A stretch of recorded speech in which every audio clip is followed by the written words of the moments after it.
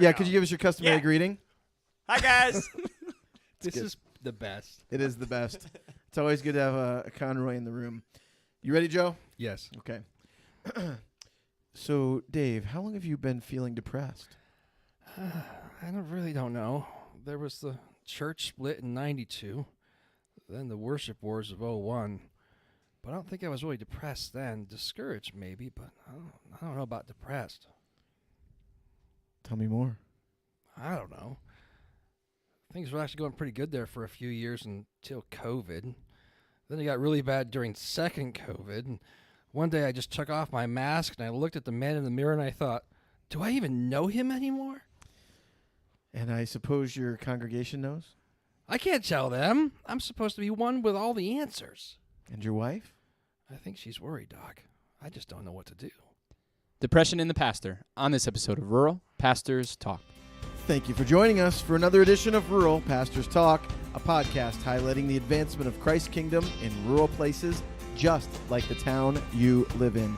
The rural church is not the baby pool we splash around in before moving on to bigger opportunities. It's not the place we're confined until we can take off those training wheels, and it is not God's penalty box as a punishment for breaking his rules. No, Jesus died for his people, and as long as Christ's people live in rural places, a vibrant, healthy, multiplying presence of his church will be there too. Hello, my name is TJ Freeman. I'm the lead pastor at Wellsboro Bible Church in Wellsboro, Pennsylvania, joined with several brothers in the room, one of which is my good friend and co-worker. Yes, coworker. That's something completely brand new. Have we explained that? No, we have not explained that. at We'll all. explain it someday. Okay. And we also have our special friend Yes. and repeat guest. Encore I- performance. That's right. Mike Conroy, it is good to have you. Quick bio for those who don't know. I am full human. Totally full human. Pastor a church 2 hours east of here. Small town just outside of Scranton. Town is called Tunkhannock. I am most happily married. I would marry my wife over and over and over again for thousands of years if I had the opportunity, and we have 4 beautiful daughters together. When my wife asked me what Mike Conroy was like, I was like, She asked. well, she didn't. This is a lie. Okay. I said Rob Deerdeck, but like a pastor. Rob Deerdeck. That guy? That guy. You're funnier, though. Yeah. I know him as a skater, and, you know, Oh, I didn't mean to offend you. it's okay. No, it's okay. We'll talk about it. We also have, later. Hello, Joshua McLaren, pastoral assistant, Wellsboro Bible Church. Josh, did we fail to introduce you last time? Yeah. I would like to publicly repent Oh of my that, gosh, especially in fine. light of And the you should recent stop comments. making fun of him, too. Yes, I know. That's right. Yeah. I have. It's all good. I only tease him off air now, Okay. and only them with permission. And then there are 2 other guys in the room. Would you guys shout your names? And they are Ben and James. This is the James and the Ben. Mm. Great young men from my church that Awesome. I am pleased fantastic. to know. Sweet. Yeah, they're elders. Yeah, Yeah, potentially. someday. Hey, on this episode of Rural Pastors Talk, how our elementary schools tried to influence our homes. And then we have our, I really mean it when I say this, very special guest, Mike Conroy, talking to us about the pastor and depression. And then we have a quote, maybe. We'll see. We might. I think we do, from Okay. Lloyd Jones, Okay. to encourage your bones. You were working on the rhyme. I was, yes. So, guys, did you have, you both went to public school. I went to public school. Mm-hmm. Did your elementary school try to influence your home in any way? I have some examples. Okay. Yeah, I don't think I had the kind of home that would have. Yeah. Responded. Yeah. Okay. Yeah, we'll leave it at that. Yeah. I'm more wondering if there were attempts. So here's an example. Okay. So one day I remember in kindergarten getting a whole pack of Mr. Yuck. Mr. Yuck stickers. Yeah. Oh, okay.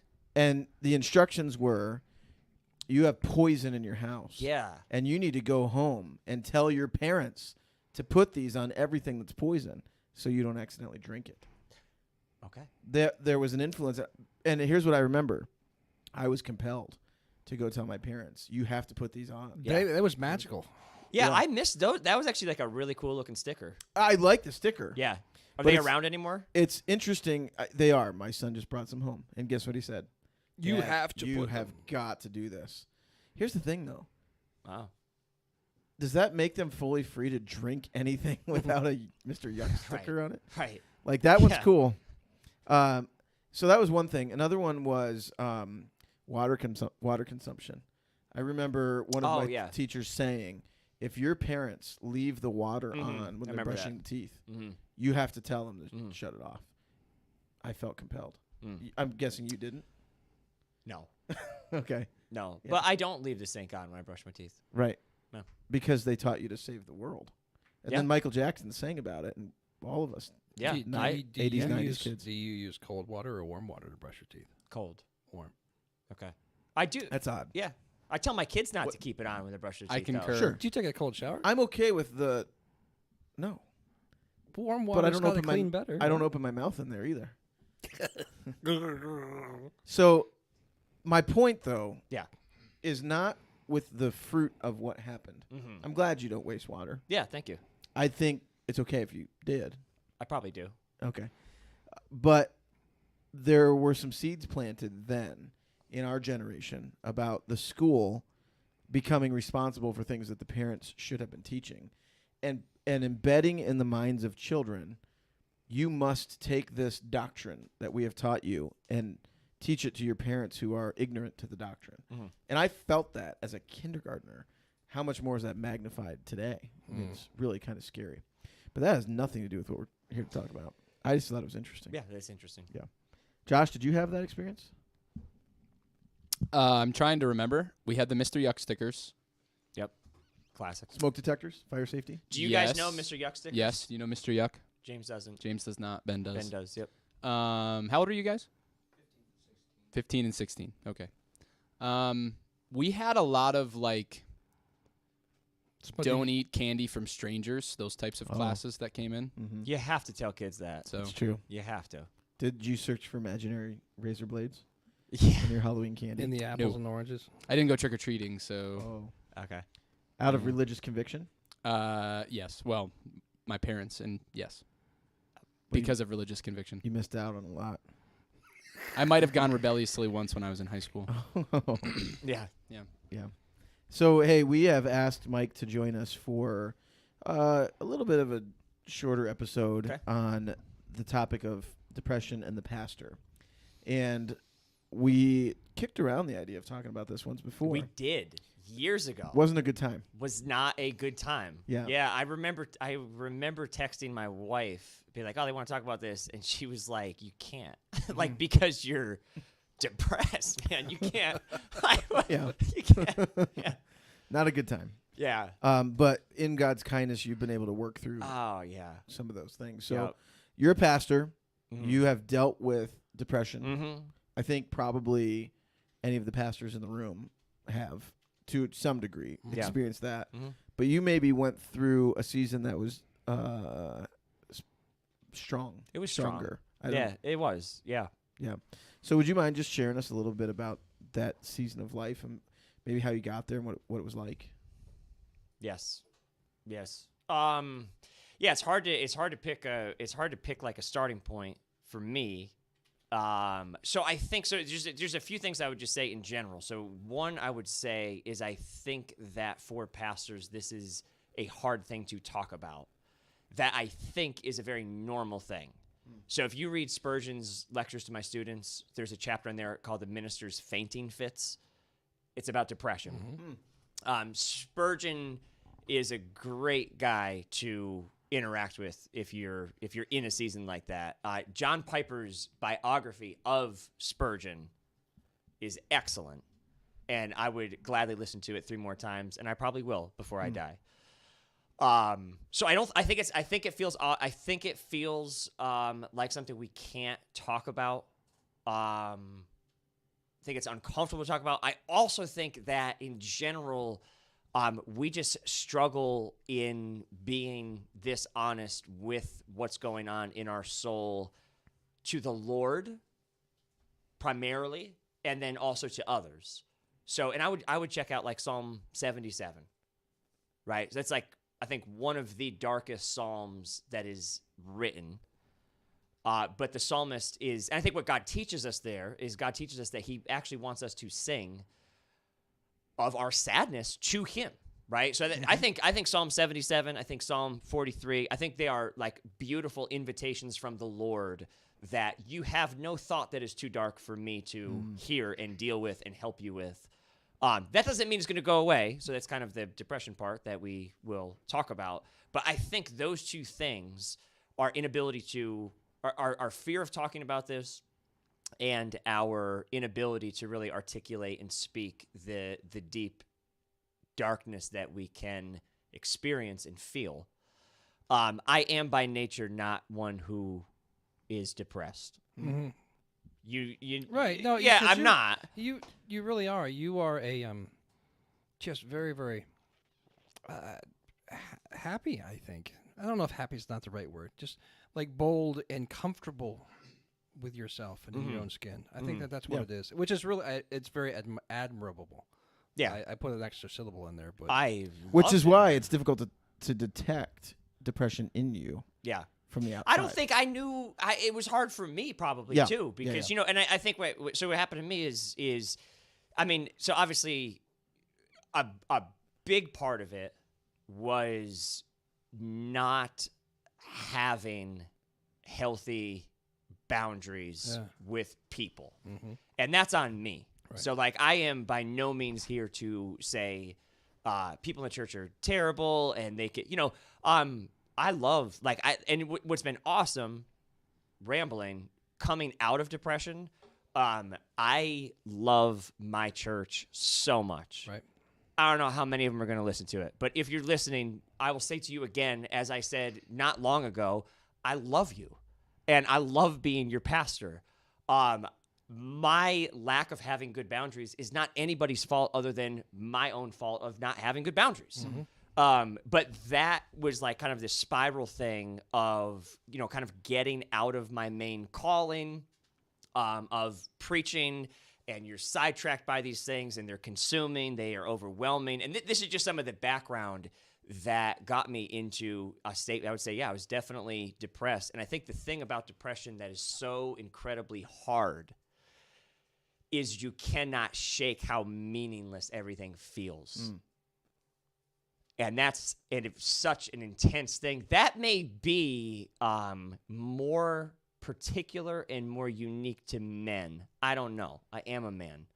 So my experience of this is very much a man's experience. But what was so difficult to me is everything felt so meaningless. Everything. It's hard to be a pastor Oh, terrible. and think everything you do is meaningless. Because, like Spurgeon says in the chapter on fading fits, is he says that our work is heart work, it's soul work, and so when you're trying to labor and your heart feels broken, it is an unbelievable weight. So yeah, it was so right. So yeah, How did you start to notice that was happening? You know, because I think also we've all been familiar with just the blues.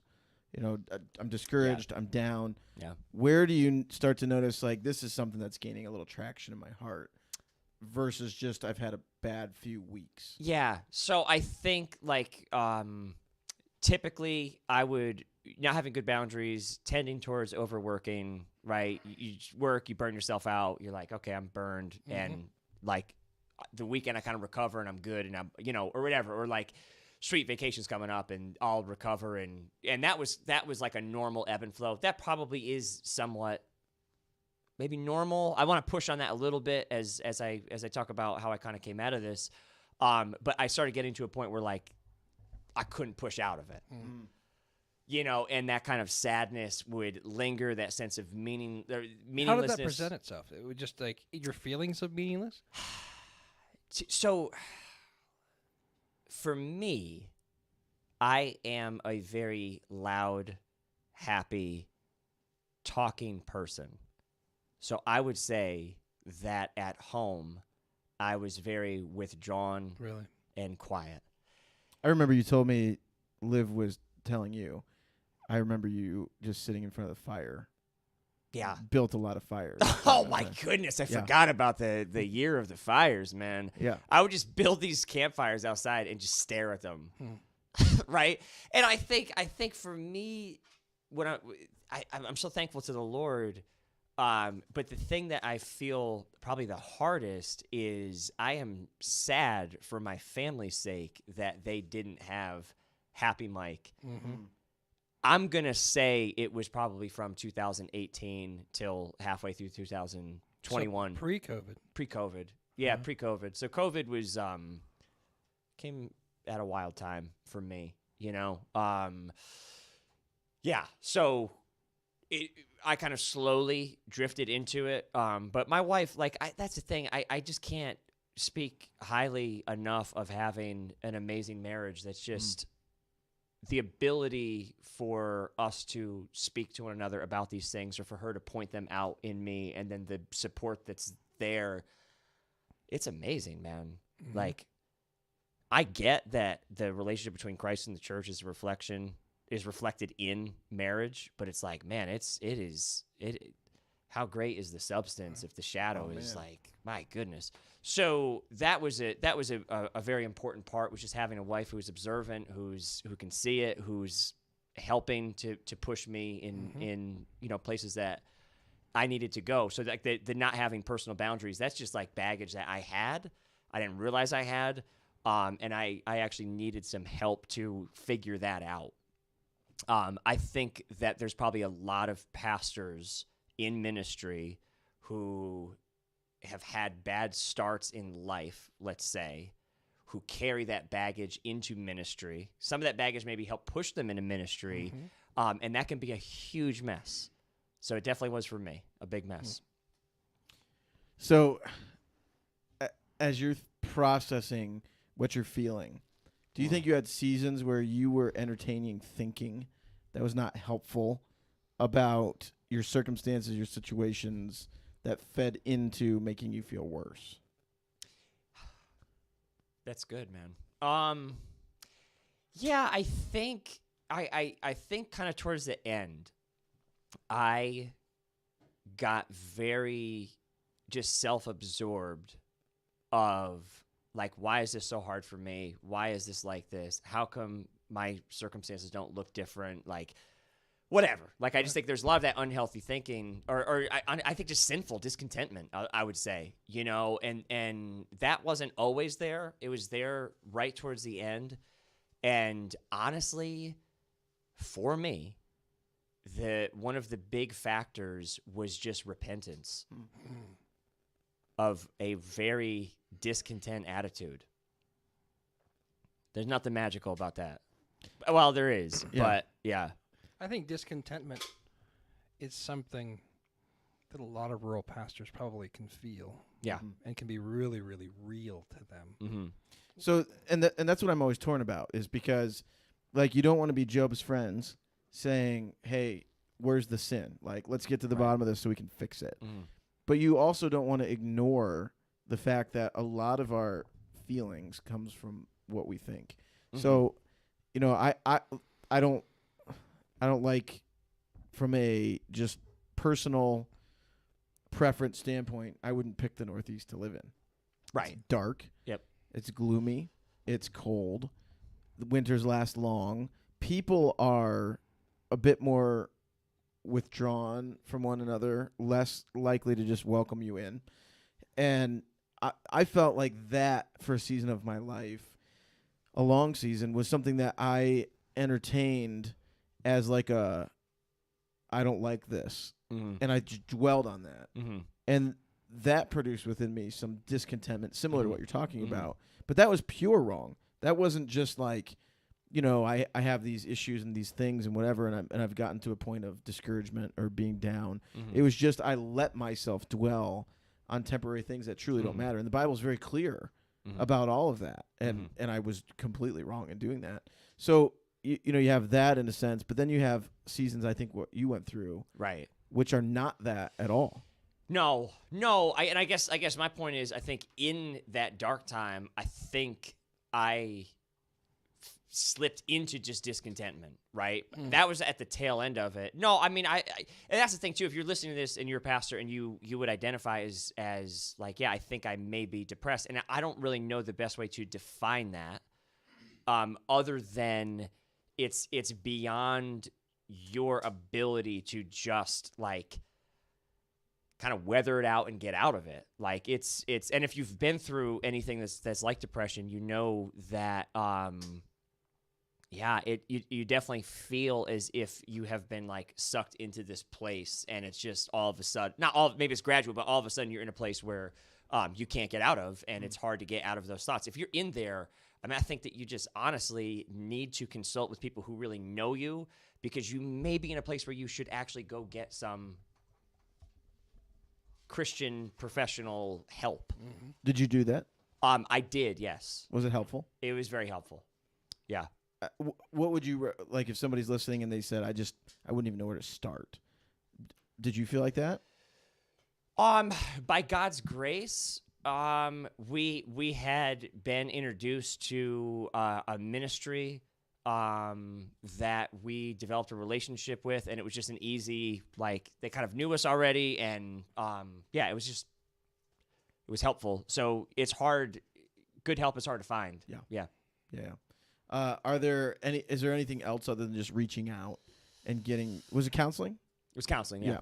Anything aside from that, or that came from the counseling, that you think might be a handle somebody could grab a hold of? What do you mean? Like, so if somebody else is walking through, Where to start untangling the thread? That's right. yeah, I mean, that's where I think for me, and again, my wife was the one who knows me and was just like, hey, we've talked about this before, but I think now it's time that we get some help, and and we went through it together, which I think was really remarkable and very helpful and beautiful. I just think I would just try to eliminate the fact that like pastors are just normal people. And it's very normal that we get in situations that we need other humans to help us with, right? Like when God said it was not good that Adam was alone, God met that need through Eve. Yeah. So God supplied through a human the need that Adam had, and that's just like normal life. And so I think I would just try to take away that stigma of you're a pastor, therefore you should be above what? Like just getting beat up and broken and needing help? Like, that's actually a good thing to model for your people. I don't think everyone necessarily needs to jump into, I think oftentimes we jump too quick into counseling. By God's grace, also just surrounded by great people who were there for me. My elders are the best. Right. And so we had those conversations as it was happening. So like they were not unaware of like where I was at, what I was going through. They're amazing men. Yeah. So today you came here and you preached a sermon. I did. And you said in your sermon that you're tired of hearing from You did. This was coming back around to get you. Didn't it? Yeah. from guys who are feeling some of those things. And from a place of brokenness or something, Yeah. somebody said a statement to you about people Yes. that was off-putting. Yes. But my question then is, Okay. when you're in that, let me phrase the question this way. How did you transition from a feeling of this is meaningless Yep. to I'm really happy to be doing this and I Okay. see the value? Yeah, dude, I got it for you. Ready? Okay. The gospel. I was just gonna say Jesus. The gospel. Like straight up the gospel. Like so I hit this place. It was end of May 2021, not long ago. And I was just like, man, never so strongly have I ever felt like I gotta be done with this. Like I just have to be done with this. I'm done with ministry. Like I'm gonna go figure out, like I have to, right? And I was on YouTube. I saw this Paul Washer sermon. That was like 4 steps to spiritual improving your life spiritually, something like that. I don't know what it was, but it was like an older, kinder Paul Washer. Okay, Post-heart attack. like not all I expected, and I just felt the Lord's kindness convicting me, and it was either that night or the next morning. I went in my study, I got down on my knees, and I was just like, God, I am so sorry for this attitude I have. Like, I am complaining about where you put me. I'm complaining, and I just confessed my sin. Now, this is kind of a separate thing. I did get help related to depression. I worked through some things. I confessed my bitterness. I confessed my discontentment to the Lord.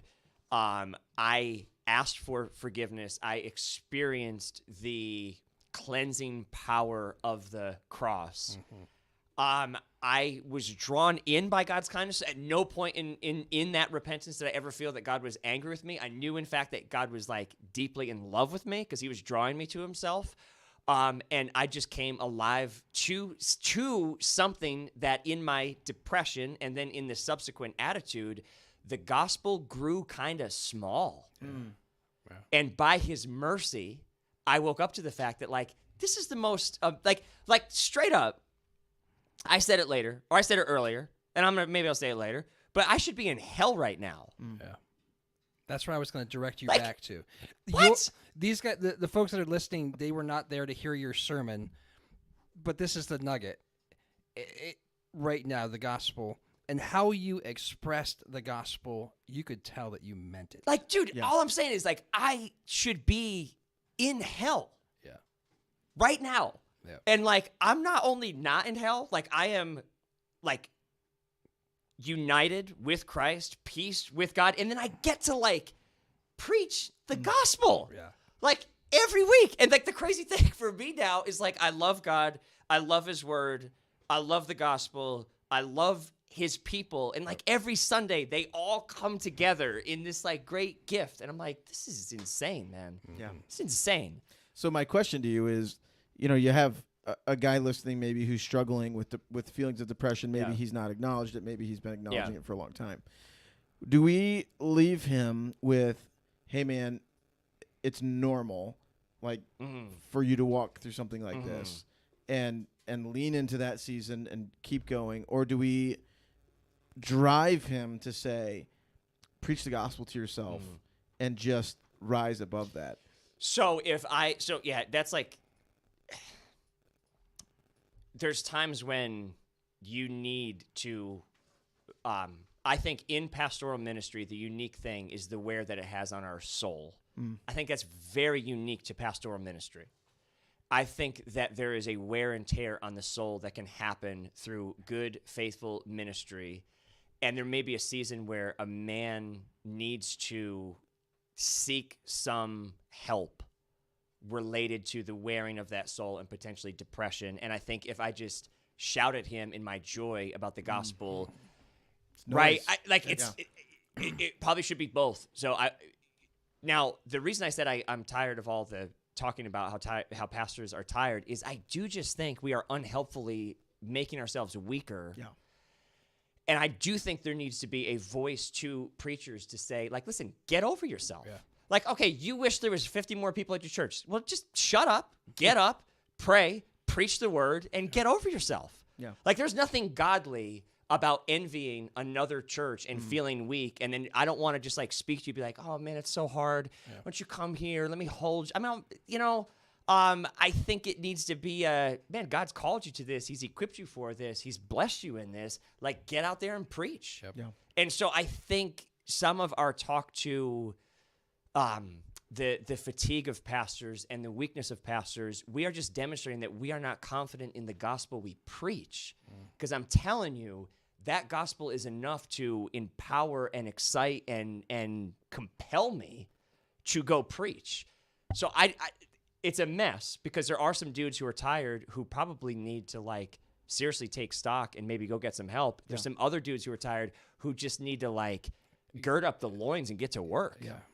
When you said that earlier, I found myself in that category just a little bit, where it's like, yes, I need to stop listening to my own Yeah.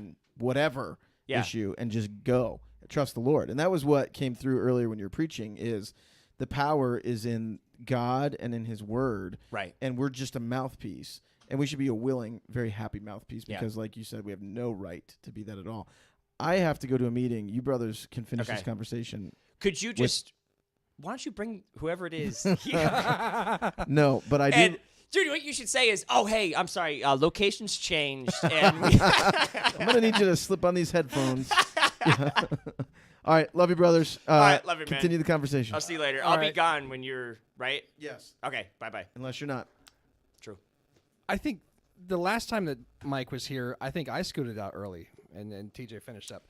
So It's me. No. All right. Bring us back on track. Yeah, okay. What?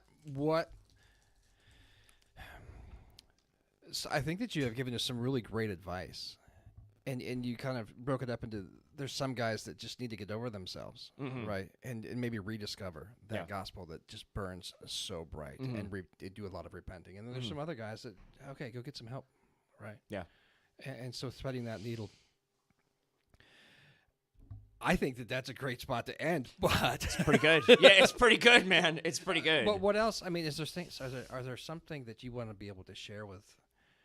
I don't think that I have. I've been down and I've been blue and I've been depressed, but I don't know as if I've been to that spot for as long as what you just shared that you had been. Yeah, I mean, and when I say 2018, I think like that's just my perception now, where I'm like, okay, I think that I think that's maybe when it started. But yeah, I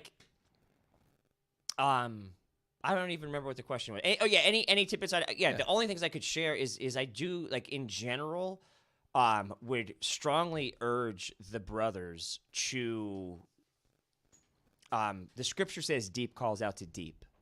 And I think that the lack of a depth in our relationship with the Lord, like I think it's important if you feel like I wish there was 50 more people in my church, and if there was 50 more people in my church, then I would feel like, man, we're doing okay. Express that to the Lord. Like, don't just let that sit up here and just be that weird, like, vague, envious thought. Like, confess your sin, but also just say, like, Lord, I am struggling to find contentment here. I wish I was in a different place. I wish I had a different church. Or you're preaching sometimes, and you're like, you've put so much time into it, so much effort into it, and you're out there preaching, and you look at people, and you're just like, Lord, I thank you for me and the two other people who seem to be listening right now. And I think just express that stuff to God. Like, pour your heart out to Him. Because those unexpressed thoughts and feelings and fears, and They're just going to stay in there and build and get They're there. uglier and uglier and uglier without. yeah, expressing I it. was saying to these great young men who agreed to travel so far with me today, is we were talking about how anger is something that ought to be expressed and something that ought to not be bottled up. But the best expression of anger is, God, I'm angry by this. Like, this angers me. This person said a mean thing to me, and God, it's just because the Lord uses that for me anyway, He uses that to help me realize, like, okay, well, how did Jesus respond when people were mean to Him? It's like, okay. It brings you back to. It just brings you back to square as well. You're Yes. like, sometimes in our emotions, I believe it's Paul says to take captive our emotions, right? Every thought captive. I Take think. every Yeah. thought captive. Yep. It's because those emotions aren't necessarily good, Right. and to take those captive, and so to direct those where we need to be able to direct those. I think that that's really, really important. And I think I'm rambling now. And I think one of the things that we need to remember as pastors, and you alluded to this a little bit earlier, is sometimes we forget who we are and we forget who's called us. Yes. And we just get caught up in our own little mess. Mm-hmm. And we don't confess this to the Lord. We don't confess it to our wife. People can see. But the more that we, at least in my experience, for me, when I clam up and when I become a shell, I just become a meaner and angrier person. Yeah. And sadder Yep. inside when I don't express that, especially to the Lord. Yeah. Why And- in the world are you trying to keep something from our God anyway? Right. And by God's grace, like, I am happy Mike. By God's grace. And like I was saying to I forget who, but there's been many times where I just like pause in thankfulness to Him, because there's days where I'm just like, I can't even express my gratitude to the Lord, because even when He convicted me of sin, like, He did that. You know what I mean? Like, He found me and brought truth to me. And it's been this beautiful experience of just joy in ministry, of God bringing new relationships into my life, of like, it's just been like the Lord is so incredibly good to me.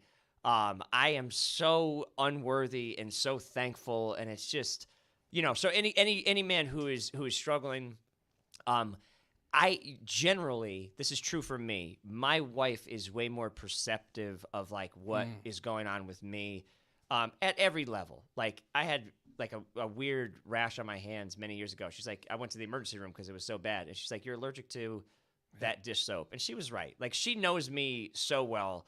So if you're wondering if you're just like need to be like shaken and waking up and like get back to the gospel, jump in the pulpit, like get over yourself, or you're depressed, like I would ask your wife or people who are close to you. Mm-hmm.